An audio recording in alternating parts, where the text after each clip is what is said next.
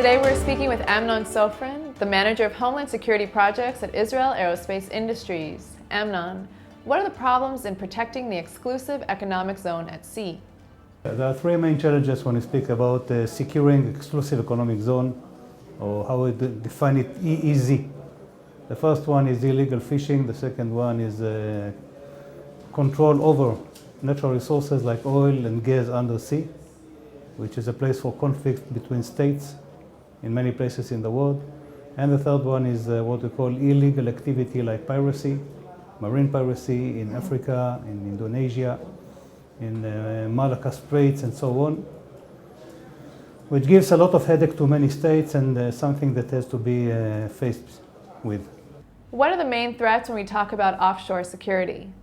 You have to secure a piece of the ocean manually, which is about the width is 200 nautical miles, which is almost 320 kilometers.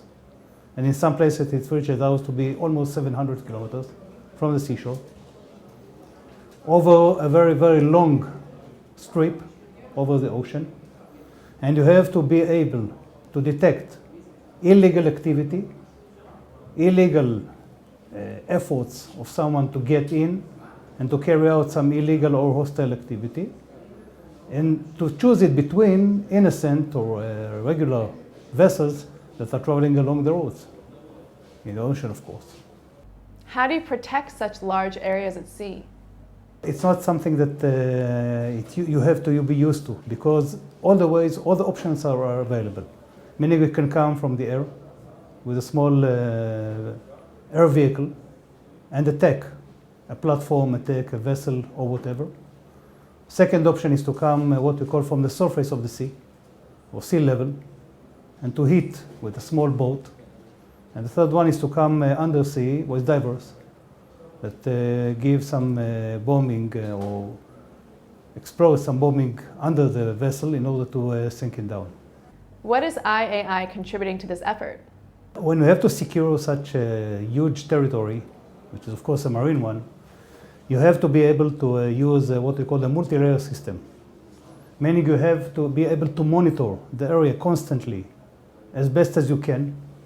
It's not 24/7 hours a day and not constantly for each 1 second of the day, but you have to be able to monitor it as best as you can to find out the exceptions and to be able to monitor and to focus on the exception to be able to deny any hostile activity. That means you have to activate satellites, marine aerial platforms like a UAV or airplane, which carries out marine radars,